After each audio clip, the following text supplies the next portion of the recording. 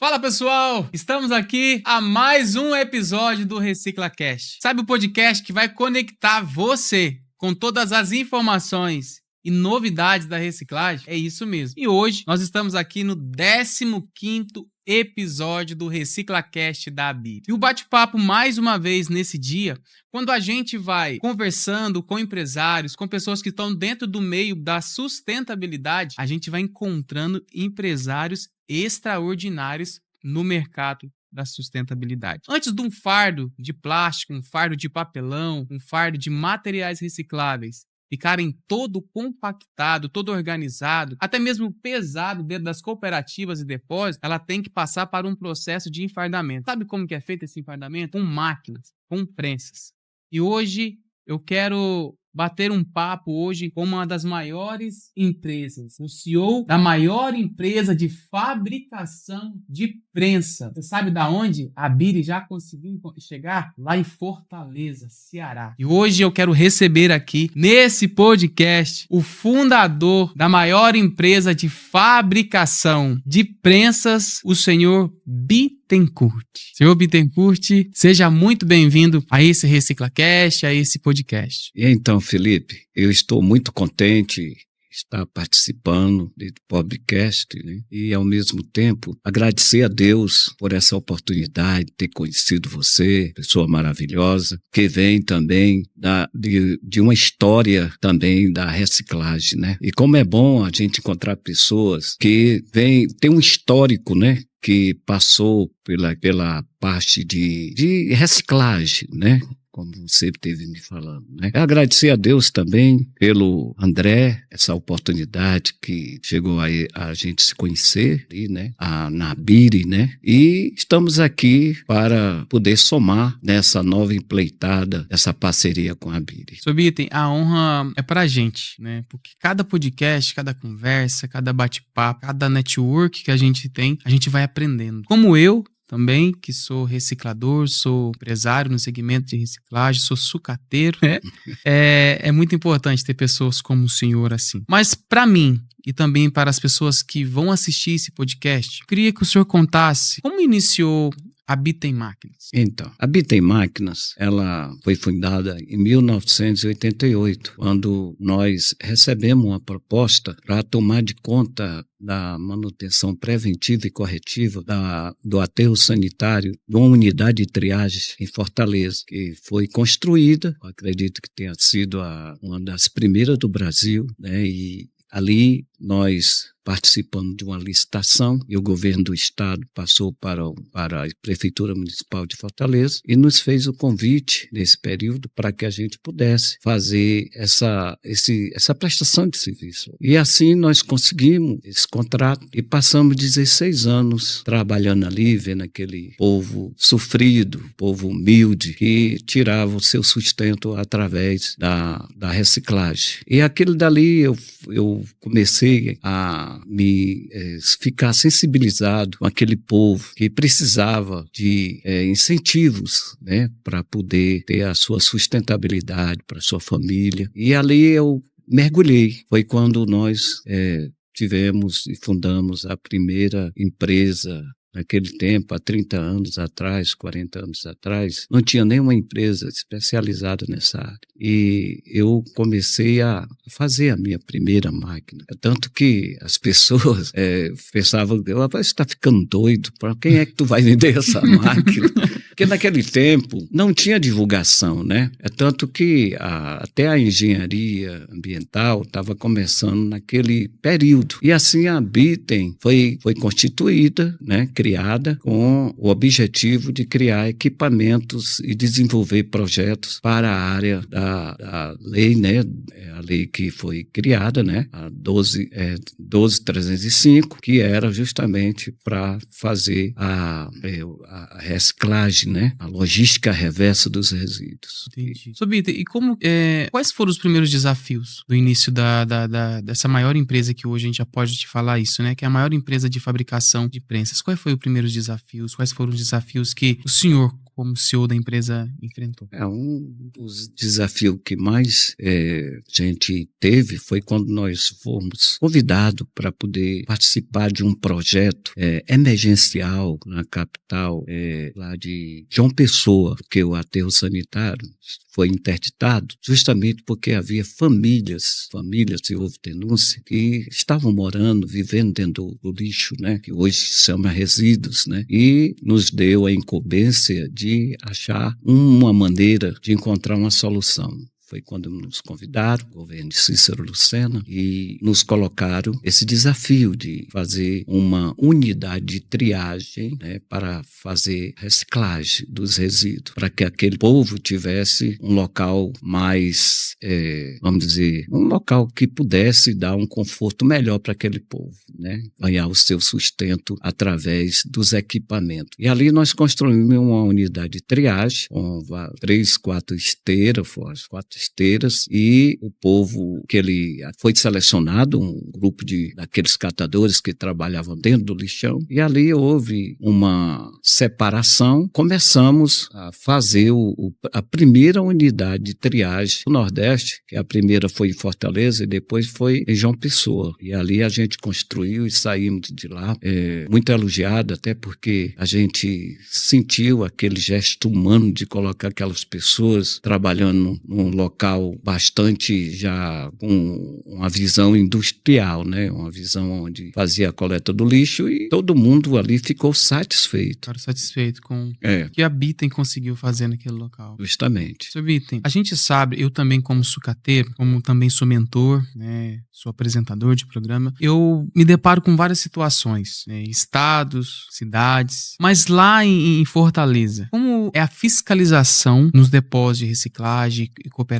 Bom, Fortaleza, por ser uma das primeiras capitais que tiveram esse projeto, né, de tratamento de resíduos, a fiscalização lá é bastante atuante, porque houve muito acidente com alguns operadores que, quando ia compactar, ele deixava a mão apertando o resíduo e a outra acionava o martelo, né, do cilindro hidráulico para poder fazer a compactação. E com isso houve muito acidente. Então ali chamou a atenção, né, do Ministério do Trabalho, aonde eles começaram a fiscalizar as empresas e tinham prensas e foram interditando. Mas primeiramente, antes deles fazerem isso, eles foram lá à nossa empresa para poder que a gente teve que se adequar às NR, né, NR10, NR12, as normas, e assim a gente fez. Aí depois eles saíram em busca de ver quem estava trabalhando sem as normas. E aí começou eles interditarem, né? Tanto que muitas, vamos dizer, algumas fábricas do sul do país, São Paulo, também não tinham essas normas. Se tinha, não era adequada, como nós recebemos a fiscalização do próprio Ministério do Trabalho, que inclusive acompanhou o nosso desenvolvimento na questão da automação das máquinas, para poder evitar acidente. E daí nós nos adequamos, eles parabenizaram, e vamos dizer, hoje a maioria dos supermercados, a maioria das indústrias têxtil, a maioria de alguns municípios, como consórcios de prefeitura do poder público. Recentemente nós participamos de uma licitação onde nós fornecemos 72 máquinas para o governo do estado, né, que era um programa do catador, né, do auxílio ao catador, e todas aquelas associações que estavam cadastradas junto ao governo do estado receberam o equipamento, tudo atendendo as normas. Tudo atendendo às normas. A NR10. NR10. E a NR12. O senhor falou um assunto aí. Lá em Fortaleza tem esse trabalho com os catadores? Um benefício para os catadores? Eles são contemplados? Como que é? Sim, porque vamos dizer que eles não tinham um apoio, né? Eles faziam pela força sua própria condições financeiras, saindo com um saco em busca de recolher os resíduos que estavam expostos nas ruas, aonde eles não tinham apoio nenhum. E esses resíduos, eles provocavam um certo prejuízo para o estado, né? Porque tampava os bueiros, né? E isso causava um cúmulo de água que não os bueiros tampados, não tinha como essas águas escoares, né? E daí o governo do estado, ele sensibilizado, começou a trabalhar junto a essas cooperativas, dando um apoio para eles. Que eles entenderam que os recicladores faziam um trabalho que ajudava o próprio estado em recolher os materiais inorgânicos para poderem ganhar o seu pão de cada dia. E hoje em Fortaleza tem os ecopontos, né? Tem os ecopontos. Esses ecopontos, eles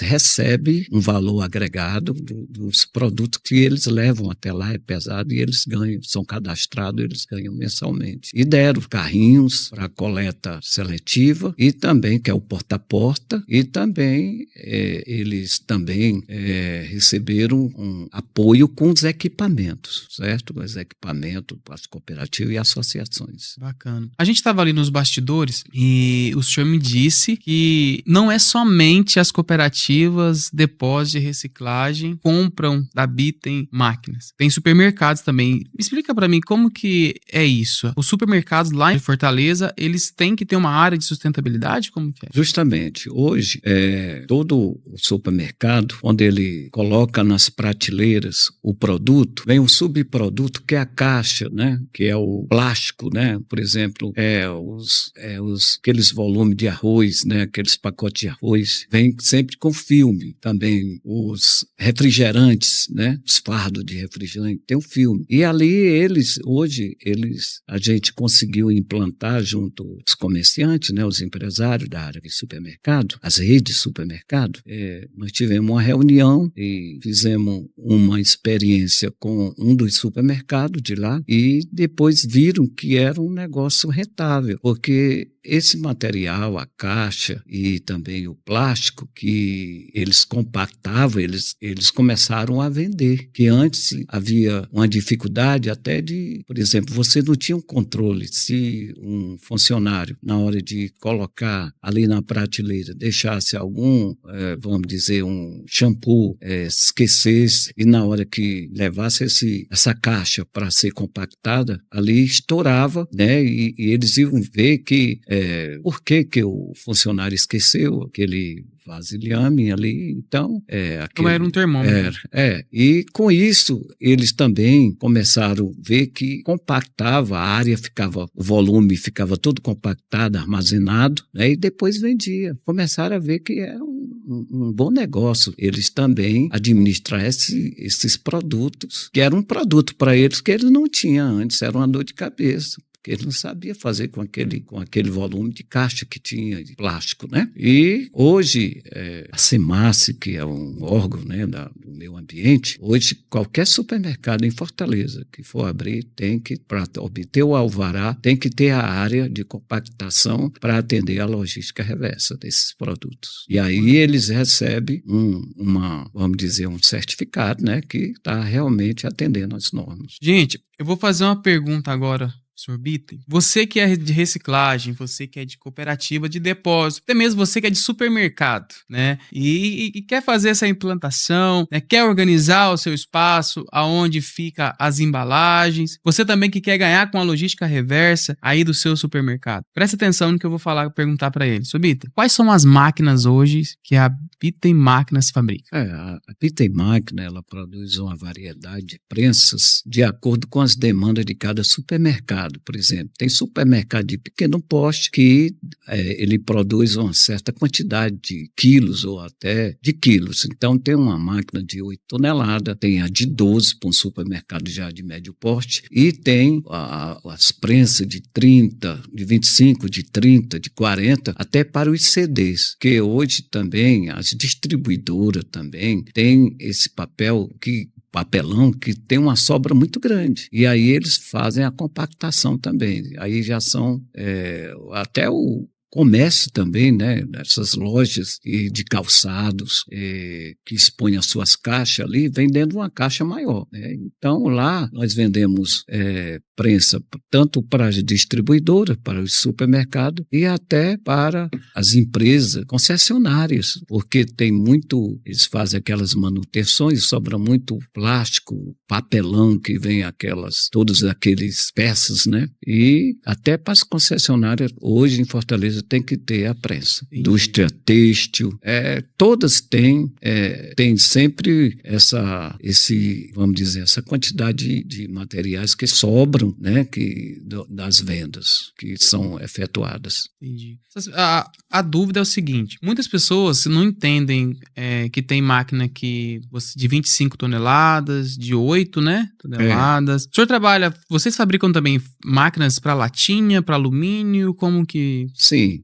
Sim, a gente também fabrica prensa que é conhecida popularmente como a prensa jacaré, né? Que é a prensa horizontal, né? Que faz um fardo que atende, fardo tem que ser de acordo com menor do que a boca do forno, né? Que o forno, vamos dizer que tenha 60, ele tem que ter um fardo de 40 para poder já, quando for alimentar o forno, já jogar logo direto no forno. Enquanto muitas vezes você tem uma prensa, mas ela não é adequada para isso, porque vai fazer um fardo maior que depois vai ter que desmontar o fardo para poder alimentar o forno. Mas aí a gente tem essa prensa que já é dimensionada para atender diretamente ao comprador, né, que tem os fornos, certo? A indústria. Entendi. Vocês também fabricam lá moinho? Sim, também. Injeção. Nós temos uma linha de trituração, né? Também de PET, de PP, PE e outros tipos de plástico. Que coisa boa. Então,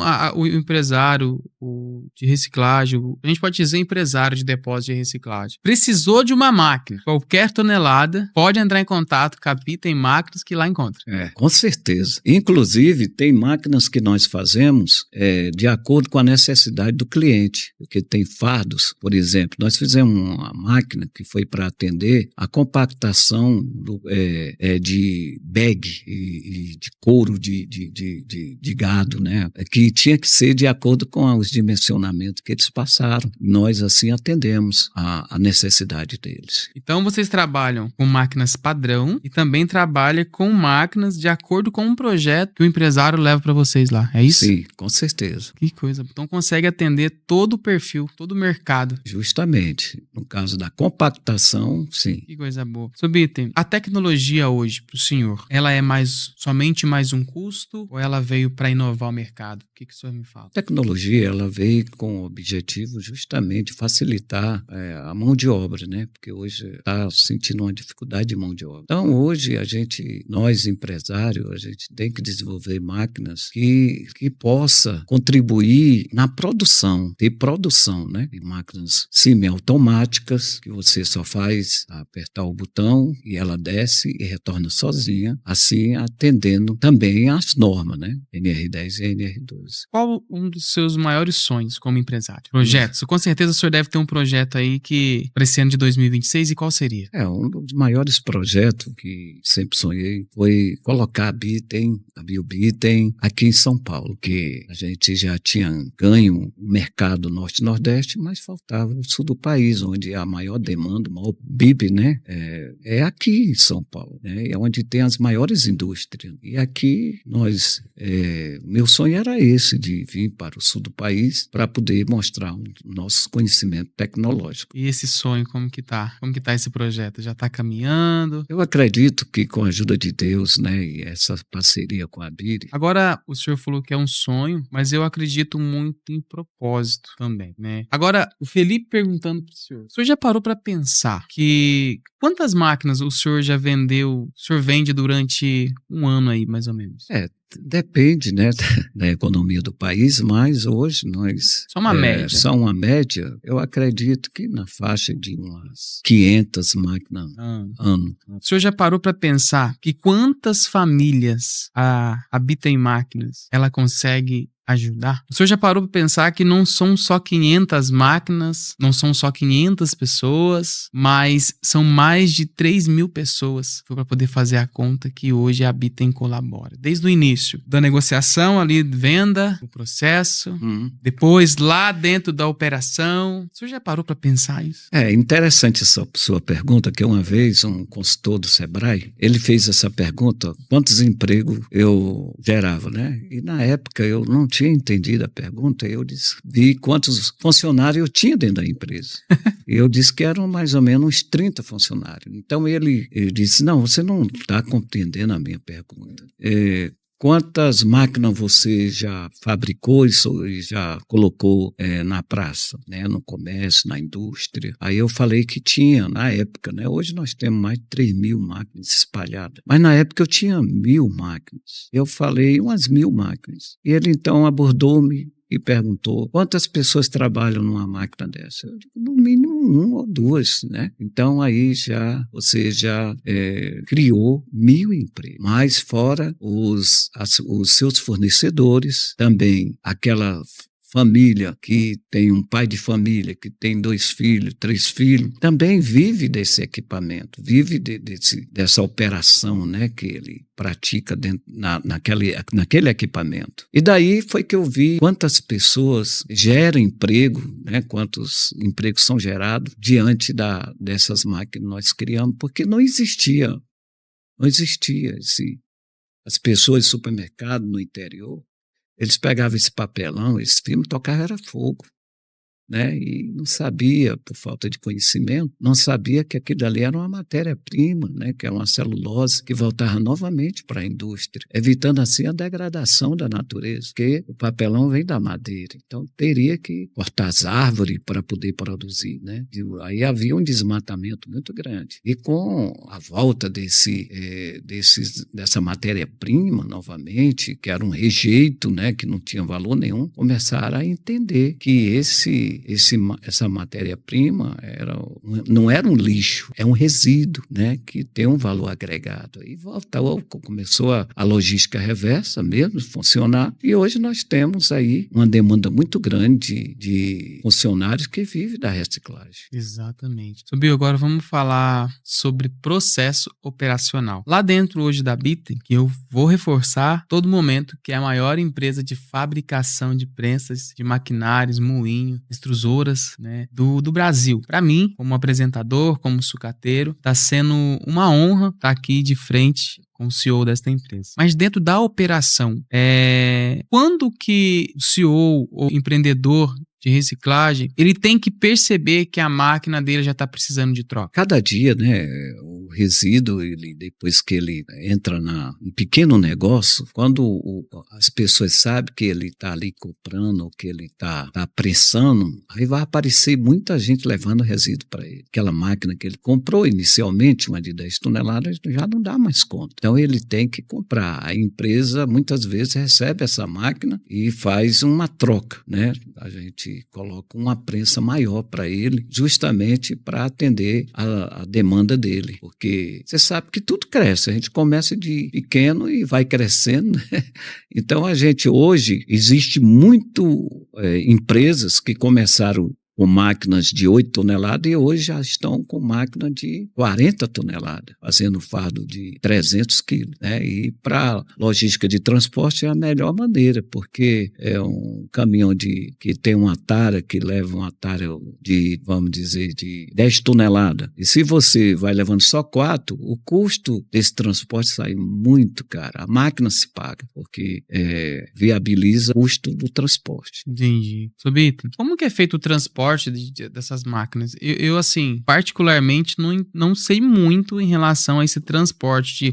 Manda de 10 em 10 no caminhão? Como que é feito? Geralmente nós fazemos um desenvolvimento da carroceria do caminhão. Geralmente o caminhão carreta tem 2,40 metros de largura pelo comprimento de uma carroceria de 10 metros, 12 metros. Então a gente faz um desenvolvimento que se é 2,40, a gente faz uma prensa com a largura de 1,20 m, que vai pegar dois, vamos dizer, vai ser colocado 2 fardos paralelos, que vai dar 2,40. E 1 metro, ou 1,20 m também, que vai dar no comprimento, se for 1 metro e a carroceria tiver 10 metros, vai ser 10 fardos, né? Vezes 2 dá 20. Faz um cálculo de quantos fardos nós temos que fazer e o peso dele para poder atender a tara do caminhão. Aí o próprio, vamos dizer, o reciclador vai ver que ele não está perdendo na hora de transportar aquela carrada, né? E assim o custo de transporte fica bastante, o preço fica muito baixo para poder fazer esse transporte. Diferentemente se ele vai levando solto ou mesmo no bag, que não é compactado. Aí ele vai levando só a metade. Então o custo da logística de transporte aumenta muito. Aumenta muito, né? Entendi. Sobre item, aonde o reciclador, o empresário, o presidente de cooperativa, até mesmo de supermercado, de lojas, pode encontrar a Bitem Máquinas? Qual a Instagram, página? Como consegue encontrar vocês que se quiserem fazer um orçamento, querem comprar, tirar dúvidas, onde que consegue encontrar? No próprio Google, ou então no Instagram, né? Também no Facebook, muitas vezes. E também vocês, pessoal, que querem comprar uma máquina, como o Sr. Bitem disse aí, uma prensa, um moinho. Se vocês não encontrar a Bitem, pode entrar em contato com a Biri, que a gente tem um contato direto com a indústria. Não é de terceiro, é direto. Estou batendo papo aqui hoje com o CEO, sabe? O fundador, aquele que criou e hoje já vendeu tem mais de 3.000 máquinas espalhadas pelo Brasil. Você está precisando de uma máquina boa, de uma enfardadeira, prensa, você está precisando do moinho, tudo que é de reciclagem, tudo que é máquinas faz parte do seu trabalho, você precisa, entre em contato com a Biri. A gente vai levar até você a melhor máquina do Brasil, que é da Biobit. Só fazendo uma ressalva, Felipe, que na realidade a Biri vai ser a nossa representação aqui no sul do país, entendeu? Porque essa parceria, eu acredito que vai ser muito próspera. Então a Biri aqui é só ligar para a Biri, mesmo que tá falando com o pessoal da Bitem, da Biobitem. Agora sim, a gente tá chegando ao fim desse podcast, esse bate-papo que foi, pra mim, todos os dias que eu sento com um empresário, com alguém, converso, eu aprendo muito. E as pessoas que assistem, a gente também aprende muito. Mas se o senhor pudesse dar um conselho para quem vive da reciclagem, o senhor teve experiências na vida, o senhor já encontrou com pessoas de aterro sanitário, mas o que o senhor diria? Eu queria que o senhor falasse o conselho, daria o conselho olhando para aquela câmera ali. Certo. O conselho que eu dou é que você sempre procure procurar equipamentos para trabalhar e procurar empresa como a Biri, que tem conhecimento para prospectar tecnologias novas que vão facilitar a produtividade. Porque muitas vezes a gente se acomoda e não busca ajuda. Eu, por exemplo, estou aqui em busca de ajuda porque eu não posso me acomodar só lá no Nordeste. E para isso eu procurei a Biri, né? Eu até agradeço a Deus. E você também. Faça isso e você vai ter um apoio logístico, um apoio tecnológico e um apoio de conhecimento que vai fazer com que você abra a mente para ganhar mais dinheiro, que o objetivo é a gente crescer, mas crescer também no conhecimento. E a Biri tem essa equipe muito valiosa que tem nos dado eu fiquei surpreso com o desempenho, né, na pessoa do André, do Felipe, né, que tem sido pessoas magníficas que Deus concedeu que eu conhecesse. Eu agradeço essa oportunidade ao André também. É isso daí, minha gente. Tá vendo? Estão ouvindo da boca do maior fabricante de prensas para cooperativas e depósitos de reciclagem. Você que é de comércio, e a Biri é a solução que a sua empresa precisa. Não esqueça disso. A Biri é a solução que a sua empresa precisa. Pessoal, estamos chegando ao fim de mais um episódio, mais um ReciclaCast, um podcast. E eu quero pedir para você possa curtir, compartilhar, comentar esse episódio e você possa ativar o sininho para que possa chegar mais e mais notificações. Você quer crescer no segmento da sustentabilidade? Você quer ganhar dinheiro com reciclagem? A Biri vai ajudar você, porque a cada dia a Biri tem novos parceiros e são gigantes, e são parceiros de histórias, parceiros comprometidos com você. E nós vamos ficando por aqui. Mais uma vez, eu quero agradecer o Senhor por estar sentado aqui comigo fazendo esse bate-papo. Que Deus lhe abençoe muito e eu passo a palavra para o Senhor agora. Então, Felipe, Pai, é com muita gratidão e primeiramente a Deus, né, que deu essa oportunidade de nós estarmos aqui nessa tarde e saber que a Bitem está com a porta aberta, a Biobitem, para que nós possamos nos fortalecer, que a união faz a força. Ninguém cresce só, né? Ninguém cresce só. Sempre fazendo uma parceria com entendimento e com honestidade que nós vamos adquirir crescimento e conhecimento. E assim nós vamos chegar a lugares muito altos. Se Deus quiser, Ele quer. Em nome de Jesus. Amém. Seu Vitor, muito obrigado. Prazer, Que Deus Felipe. abençoe. Amém. Amém.